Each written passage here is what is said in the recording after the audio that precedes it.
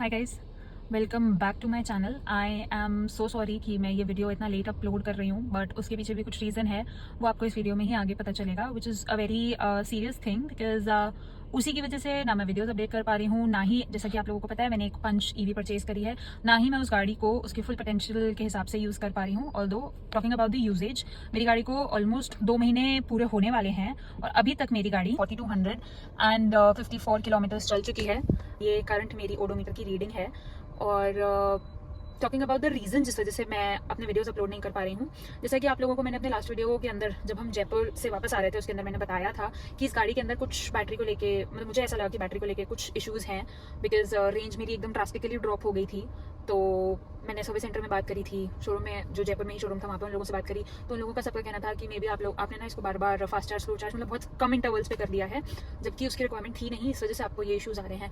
But मेरे issues की कहानी वहीं तक ख़त्म नहीं हुई थी। मैंने ये गाड़ी 25th नहीं, आई गेस 24th, या मैंने गाड़ी 24 जनवरी को शोरूम से परचेज करी थी और शोरूम से निकलते ही नेक्स्ट डे मुझे इसको वर्कशॉप लेके जाना पड़ गया था, जस्ट बिकॉज इसके अंदर जो इसके स्टीयरिंग माउंटेड कंट्रोल्स हैं तो वो कुछ कंट्रोल्स वर्क नहीं कर रहे थे। इसके ड्राइवर्स डिस्प्ले के ऊपर मैं नेविगेशन यूज़ नहीं कर पा रही थी और छोटे मोटे इशूज़ थे जो मुझे बोला कि वर्कशॉप वालों ने कि ये एक सॉफ्टवेयर ग्लिच है, आप इसको सॉफ्टवेयर में अपडेट करेंगे और आपकी गाड़ी ठीक हो जाएगी। तो वो मेरी फर्स्ट वर्कशॉप विजिट थी।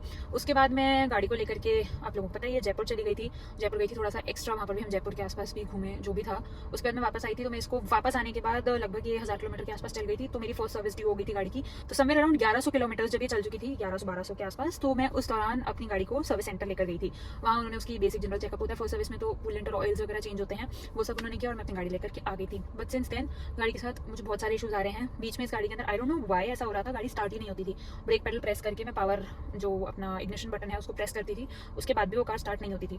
जब मेरी गाड़ी स्टार्ट नहीं हो रही थी, मैंने सेम इशू सर्विस सेंटर वालों को कंप्लेन किया, तो सर्विस सेंटर वालों ने मुझे बताया कि इसके ब्रेक पैडल के अंदर एक कोई ब्रेक स्विच होता है जिसका कुछ इशू है, कुछ प्रॉब्लम है, मतलब उसके अंदर वो फॉल्टी है, तो हमें उसे रिप्लेस करना पड़ेगा। ऐसे ओके, आप इसको रिप्लेस कर दो, बिकॉज ये प्रॉब्लम बहुत ज़्यादा रिकरिंग हो गई थी, बहुत जल्दी शॉर्ट इंटरवल्स पे होने लगा था। पहले वो हुआ था, स्टार्टिंग में भी हुई थी मेरे को ये इशू, बट मैं उसको इग्नोर कर दिया। मैंने सोचा कि शायद मैंने ही गाड़ी का ब्रेक पैडल ढंग से प्रेस नहीं किया होगा या कुछ और इशू होगा, इस वजह से इशू आ रहा है। बट ये फिर ना रिकरिंग हो गई थी, हर मतलब हफ्ते में एक आध बार तो ये हो ही जाता था, विच इज वाई मैंने इसकी कंप्लेन करी दोबारा से। तो उन्होंने इसका ब्रेक स्विच और एक और कोई पार्ट था वो उन्होंने इसका रिप्लेस कर दिया free of cost, obviously because car was under warranty. But what happened after that was a bit crazy.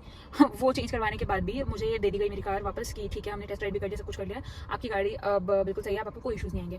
But same day वहाँ से निकलने के बाद इसके अंदर सेम इशू आया मेरे को। आई थॉट मे बी फिर कोई ग्लिच होगा, सॉफ्टवेयर ग्लिच होगा, बिकॉज इट्स एन ईवी, तो ये पूरी सॉफ्टवेयर ड्रिवन होती है। तो मुझे लगा कि शायद कुछ सॉफ्टवेयर का इशू होगा या कोई और ऐसा इशू होगा जो मैं अभी डायग्नोस नहीं कर पा रही हूँ जिसकी वजह से ऐसा हो रहा है। तो I just ignored it. But वो नेक्स्ट डे दोबारा हुआ जिसकी वजह से मुझे सर्विस सेंटर जाना पड़ा और वहाँ जाकर के मैंने जब उन्हें बताया, और हाँ, उसी टाइम के आसपास इसके जो ड्राइवर्स डिस्प्ले है उसके अंदर critical EV error, EV system failure, ऐसी नोटिफिकेशन, पार्क ब्रेक फेलियर और EV charging not possible because of park brake failure, ऐसे बहुत सारे वार्निंग्स आने लगे बहुत जल्दी। एक्चुअली मतलब एक ही बार में सारे वार्निंग्स एक साथ आए थे कि EV system error, critical error और park brake failure, charging not possible. तो मैंने सेम एरर्स को सर्विस सेंटर में कंप्लेन करी कि ये एरर्स आ रहे हैं, मैं क्या करूँ। तो उन्होंने बोला कि ठीक है, आप एक बार और गाड़ी लेके आओ, हम दोबारा उसको चेक करते हैं। दोबारा गाड़ी गई, उन्होंने दोबारा उसको चेक किया, तो उस टाइम उन्होंने ये ढूंढा, ये डायग्नोस किया, चार्जिंग पोर्ट से बैटरी तक एक हाई पावर केबल जाती है जिसको बेसिकली CCS केबल कहते हैं। तो उन्होंने डायग्नोस किया कि उस CCS केबल के अंदर कुछ कनेक्शन लूज है। तो उन्होंने कहा मैम, हम वैसे इसको ऐसे भी रिपेयर कर सकते हैं, बट बिकॉज आपकी गाड़ी अंडर वारंटी है तो व्हाट वी सजेस्ट कि हम इस केबल को ही रिप्लेस कर देते हैं। आई सेड ओके फाइन, ठीक है, आप ये भी रिप्लेस कर दो, बिकॉज मैंने तो गाड़ी के अंदर पैसे दे दिए, अब ये मेरी ही गाड़ी है, मुझे ही जो भी इसके साथ कॉन्सिक्वेंसेज होने वाले हैं वो मुझे ही बेयर करने पड़ेंगे। सो आई सेड कि ठीक है, आप अंडर वारंटी है, आप इसे भी रिप्लेस कर दो। तो उन्होंने उसको भी रिप्लेस कर दिया। But even after doing that मेरे स्क्रीन के ऊपर जो एरर्स आ रहे थे वो इशू मेरा रिजॉल्व नहीं हुआ, बिकॉज गाड़ी ब्रेक शू स्विच उन्होंने इसलिए चेंज किया था कि गाड़ी के अंदर वो आपका मतलब सिग्नल कैच नहीं कर पा रहा है, विच इज़ वाई आपकी गाड़ी स्टार्ट नहीं होती एक बार में। But even after replacing the brake shoe switch वो इशू था। तो उन्होंने मेरे को बाद में बोला कि ये CCS केबल की वजह से इशू है, क्योंकि वो CCS केबल का कनेक्शन लूज है, इसीलिए आपकी गाड़ी स्टार्ट नहीं हो रही है। तो ऐसा ठीक है, अब जैसा भी है जो भी, आप इसको भी रिप्लेस करो। उन्होंने उसको भी रिप्लेस किया, उसके बाद भी मेरे इशूज रिजॉल्व नहीं हुए। गाड़ी के अंदर TPMS एरर आने लग गया। और टेलिंग यू अबाउट TPMS, क्योंकि ये पंच ईवी है, इसके अंदर हर टायर के पास इंडिविजुअल TPMS रीडर नहीं है, ये ABS के बेसिस पे काम करता है। तो इसमें TPMS एरर आया, क्रिटिकल एरर आया, even after replacing the CCS cable. जब उसकी रिप्लेसमेंट के बाद भी ये एरर्स आते रहे, इसका कोई रिजोल्यूशन नहीं मिला। मेरे म्यूजिक सिस्टम के अंदर भी एरर था, जैसा कि जिस कंप्लेन को लेकर मैं फर्स्ट इनिशियल डेज में गई थी कि इसके म्यूजिक सिस्टम में एरर आता है, एप्पल कारप्ले सीमलेसली कनेक्ट नहीं होता है, वो सब इशूज़ भी थे और अब वो बहुत ज़्यादा बढ़ गए थे इसके अंदर पार्ट चेंज होने के बाद। तो सर्विस सेंटर वालों ने कहा कि ठीक है हम इसको दोबारा रीडायग्नोस करते हैं। उन्होंने रीडायग्नोस किया तो इसके अंदर उन्होंने ये पाया कि मे बी इसके म्यूजिक सिस्टम के अंदर कुछ एरर है, तो हमें उसका डायग्नोसिस करवाना पड़ेगा। तो करंट अपडेट इज़ कि अभी तक मेरी गाड़ी का म्यूजिक सिस्टम का डायग्नोसिस नहीं हो पाया है, क्योंकि इसके अंदर हारमन का म्यूजिक सिस्टम आता है, तो वो हारमन का एग्जीक्यूटिव आएगा, वो उसको चेक करेगा, डायग्नोसिस करेंगे, उसके बाद फाइनल रिजल्ट निकलेगा कि एक्चुअल इशू क्या है। But the point of telling you guys about all of this is basically this कि इतने सारे इशूज़ आए मेरी गाड़ी के अंदर, मैंने इतनी बार कंप्लेंट रेज करी, हर बार मुझे सेम कंप्लेंट को लेकर के अलग अलग रीजन दिए गए कि मे बी इस वजह से हो रहा होगा, मे बी इस वजह से हो रहा होगा। मतलब कुछ भी ऐसा सीरियस नहीं लगा मुझे कि हाँ ठीक है इसी की वजह से हो रहा होगा। सो yeah this was my experience talking about the driving experience. Although अगर मैं इन इशूज़ को साइड हटा दूँ जो कि काफ़ी मेजर हैं, मेरी गाड़ी बहुत बढ़िया चल रही है जितनी भी चल रही है, और I am liking the driving experience about the car. So yeah adding a little more information to this video, the delivery experience was very smooth, but थोड़े से इश्यूज उसके अंदर भी थे। I was committed something else, but मुझे deliver कुछ और हुआ। बट अगर मैं उस सब चीज़ों को भी इग्नोर कर दूँ ना, तो मुझे ऐसा लगता है कि मुझे फ्रॉम डे वन ही एक फॉल्टी व्हीकल दी गई थी जिसका अभी तक कोई रेजोल्यूशन नहीं निकल पाया है। ये कम से कम 2 महीने पूरे नहीं हुए अभी तक इस गाड़ी को आए हुए, और ये कम से कम नहीं तो 9-10 बार तो सर्विस सेंटर विजिट कर चुकी है, 3-4-5 इसमें चेंज हो चुके हैं। And I don't know how to explain you guys कि अभी करंट मेरी फीलिंग क्या है इस गाड़ी को लेकर के, बिकॉज आप कुछ समझो, मैंने 14 लाख रुपए के आसपास इस गाड़ी के अंदर खर्च किया है, which is my hard earn money, और उसके बावजूद मुझे एक ऐसा पीस मिला है जिसके अंदर इशूज आए ही जा रहे हैं। आए दिन इसमें कोई नया इशू होता है, कभी DTMS एरर आ जाता है, कभी कुछ और आ जाता है, कभी कुछ और आ जाता है, which is hindering in my overall drive experience of this car. Adding one more thing in the experience part, मैंने जब गाड़ी की डिलीवरी ली थी उस टाइम पे मैंने टेफ्लॉन कोटिंग करवाई थी, और जिस दिन मेरी डिलीवरी थी उस दिन मेरे पास शोरूम से फोन आया था कि मैम आप टेफ्लॉन कोटिंग भी करवाना चाहते हो। उसकी अनदर स्टोरी है कि टेफ्लॉन कोटिंग के साथ पहले मैं नहीं करवा रही थी, फिर मुझे करवानी पड़ी, that's another story. But the point here is कि उन्होंने मेरे को डिलीवरी वाले दिन बोला, जब मैं अपने घर से निकल रही थी डिलीवरी के लिए, कि मैम क्या आप टेफ्लॉन कोटिंग करवाना चाहते हो अपनी गाड़ी में? तो मैंने कहा कि ठीक है आप टेफ्लॉन कोटिंग कर दीजिए मेरी गाड़ी में। तो हुई इस पर भी काफ़ी बहस हुई थी, बट इन दी एंड मैंने कह दिया था कि आप टेफ्लॉन कोटिंग कर दीजिए, तो उन्होंने टेफ्लॉन कोटिंग करी। तो आप लोगों ने अनरैपिंग वीडियो में देखा होगा, रिबन लगे होते हैं जनरली बोनट के ऊपर। मैंने वो रिबन हटाते हुए भी बोला था कि हमें ये रिबन हटा देनी चाहिए, बिकॉज वरना गाड़ी को डिस्कलर कर देते हैं, स्क्रैचेस मार देते हैं। And I told you a lot of things about that ribbon. तो टॉकिंग अबाउट दैट रिबन, उन लोगों ने आई थिंक सो कि वो टेफ्लॉन कोटिंग जो करी शायद उन्होंने रिबन लगाने के बाद उसके ऊपर से करी थी, विच इज़ वाई जब मैंने रिबन उतारे थे उस दिन तो मैंने ध्यान नहीं दिया था, 1-2 दिन बाद मैंने ध्यान दिया कि मेरे गाड़ी के बोनट के ऊपर वो रिबन के निशान पड़े हुए थे। And when I touched that part, तो मुझे पता लगा कि वो रिबन वाले पार्ट पे टेफ्लॉन कोटिंग हुई ही नहीं है, जहाँ जहाँ रिबन लगे हुए थे, और उसके अलावा पूरी बॉडी पे हो गई है। मैंने सेम इशू शोरूम वालों को जाकर के बोला कि मेरी गाड़ी में ऐसे मुझे इशू आ रहा है। उनके एक एग्जीक्यूटिव को मैंने दिखाया भी, उन्होंने अग्री किया कि हाँ मैम ये इशू तो है, बट आप टेंशन मत लो, हम आपकी गाड़ी को दोबारा बुला लेंगे आपको, और दोबारा से टेफ्लॉन कोटिंग बोनट पार्ट पे करवा देंगे, मतलब एक पार्ट की हम टेफ्लॉन कोटिंग दोबारा करवाएंगे। बट टॉकिंग अबाउट दैट, उस बात को भी आज 1 महीना से ऊपर हो चुका है, अभी तक उनके एंड से कोई कॉल नहीं आया है। 1-2 बार मैंने ही फॉलोअप लेने की कोशिश करी, जो सेल्स एग्जीक्यूटिव थी जिन्होंने मेरे को कार सेल करी थी, मैंने उनसे भी फॉलोअप किया कि आप उस दिन थे नहीं शोरूम पे। मैंने दूसरे एग्जीक्यूटिव को दिखाई थी गाड़ी कि उसमें ये इशू है, उन्होंने कहा भी था कि हाँ ऐसा इशू है, आप दोबारा गाड़ी लेना, हम दोबारा टेफ्लॉन करवा देंगे। तो उनका कहना था कि मैम ऐसा तो नहीं होता कि हम दोबारा टेफ्लॉन करवा के देंगे आपको, बट अगर ऐसा कुछ है तो मैं अपने सीनियर से बात करके आपको बताऊँगी। बट वो दिन है और आज का दिन है, अभी तक उनको कोई कॉल आया नहीं है। और so कुल मिला के मतलब मैंने पे किया था इस चीज़ के लिए, Teflon coating was an additional thing which I paid for, और पेमेंट करने के बाद अगर मुझे वो चीज़ ढंग से हुई भी ना मिले तो एज अ कस्टमर पहले ही मैं गाड़ी को लेकर ना परेशान हूँ, उसके अंदर इतनी सारी इशूज़ हैं वो मैं बियर कर रही हूँ, उसके अलावा जो मैंने गाड़ी के अंदर एडिशनल चीज़ करवाई वो भी ढंग से नहीं होकर मिली, मुझे कोई कुछ और बोल रहा है, कोई और कुछ और बोल रहा है। उन एग्जीक्यूटिव ने बोला हम आपको बुला लेंगे, आप दोबारा करवा देना। मैंने उनका नाम लेके बोला कि उन्होंने मेरे को ऐसा कहा था कि हम दोबारा बुलाएंगे, आपकी करवा देंगे, बट टिल डेट अभी तक मेरे को कोई अपडेट नहीं है कि मेरी गाड़ी में दोबारा टेफ्लॉन कब होगी कब नहीं होगी। एक और एग्जीक्यूटिव से बात हुई तो उन्होंने कहा मैम ऐसा तो कोई होता ही नहीं है प्रोसेस कि हम दोबारा करवा के देते हैं, बट अगर आप इतना इंसिस्ट कर रहे हो तो देखेंगे, अगर कुछ होगा तो बता देंगे। बट अभी तक वो लोग मुझे बता ही रहे हैं, पता नहीं कब जाके वो मुझे बताएंगे। So yeah this was another thing which I wanted you guys to know कि जब आप लोग अगर ऐसा कुछ करवाते हैं शोरूम से तो प्लीज़ उसको ढंग से चेक कर लें, सब कुछ। मैं तो कहूँगी रिबन वगैरह उतार के भी चेक कर लो कि ढंग से हुआ है या नहीं हुआ है, बिकॉज मेरे साथ ऐसा हो चुका है कि उन्होंने बोला क्या था, अगर मैं किसी चीज़ के लिए पे कर रही हूँ तो वो चीज़ फिर पूरी गाड़ी पे ढंग से हुई भी होनी ही चाहिए ना। बट अब क्या कह सकते हैं, टाटा बीइंग टाटा। तो all in all this was it. So concluding this video here, I'd just like to say कि ये मेरी फैमिली की टाटा की पहली गाड़ी नहीं है, हमारी फैमिली की टाटा की 4th कार है। पहले भी हमें टाटा से कुछ इश्यूज़ थे, बट चारों गाड़ियों में से ऐसी कोई भी गाड़ी नहीं थी जिसने डे 1 से हमें इतना परेशान किया हो।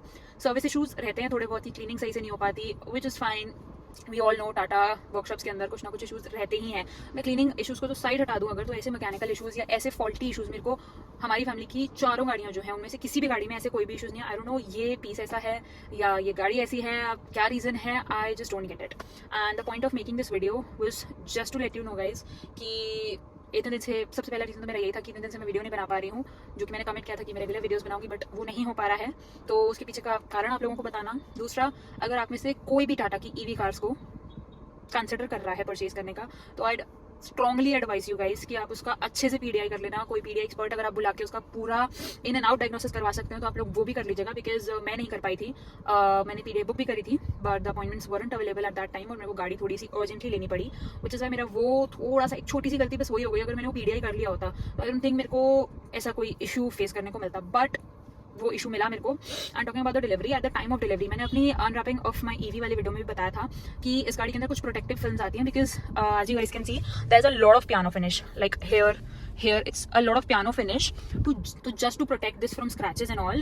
There's a protective film on both of these panels, but मेरी गाड़ी जब मुझे डिलीवर हुई थी इन दोनों पैनल्स के ऊपर कोई भी प्रोटेक्टिव फिल्म नहीं लगी हुई थी। वो मे भी शोरूम के अंदर उतर गई, क्या हुआ आई don't no.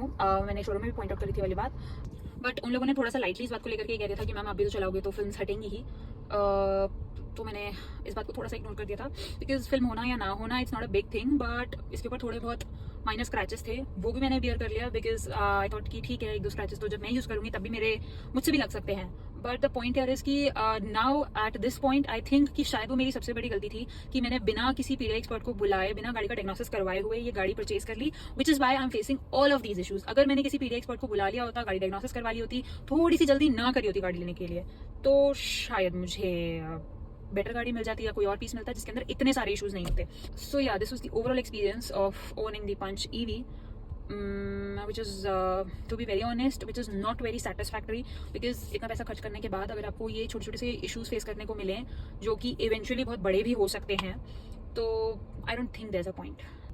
We'll get back to you guys after the whole repairing and diagnosing stuff is over, और जो भी मेरे इश्यूज हैं वो रिजॉल्व हो जाएंगे, उसके बाद हम आपसे मिलते हैं। और अगर टाटा मोटर्स वाले ये वीडियो देख रहे हैं तो there is only one humble request कि प्लीज़ मेरी गाड़ी को ठीक करवा के मुझे दे दो, because I am just fed up. और हाँ, मैंने जब अपनी गाड़ी में ये इशूज फेस करने शुरू करे तो उसके बाद मैंने रिसर्च करी ऑन गूगल, तो काफ़ी सारे ऐसे रेडिट पोस्ट्स मिले मुझे और काफ़ी सारे आर्टिकल्स भी थे जिनमें कई लोगों ने सेम इशूज अपनी अपनी गाड़ियों के साथ डाले हुए थे कि मेरे को भी मेरी गाड़ी में ऐसे इशूज फेस हो रहे हैं। आई डोंट नो उन लोगों को रेजोल्यूशन मिला कुछ या नहीं मिला, but talking about my self, मुझे तो रेजोल्यूशन नहीं मिला, और गाड़ी को लिए भी 2 महीने पूरे नहीं, और इतने सारे इशूज है ना, इसकी वजह से आई एम वेरी डिसअपॉइंटेड इस गाड़ी को लेकर के। सो yeah this was it for this video. मिलते हैं नेक्स्ट वीडियो में, तब तक के लिए बाय बाय। और अगर अभी तक आप लोगों ने चैनल को सब्सक्राइब नहीं किया है तो जल्दी से चैनल को सब्सक्राइब कर दीजिए। वीडियो पसंद आई हो तो वीडियो को लाइक और शेयर जरूर करिएगा।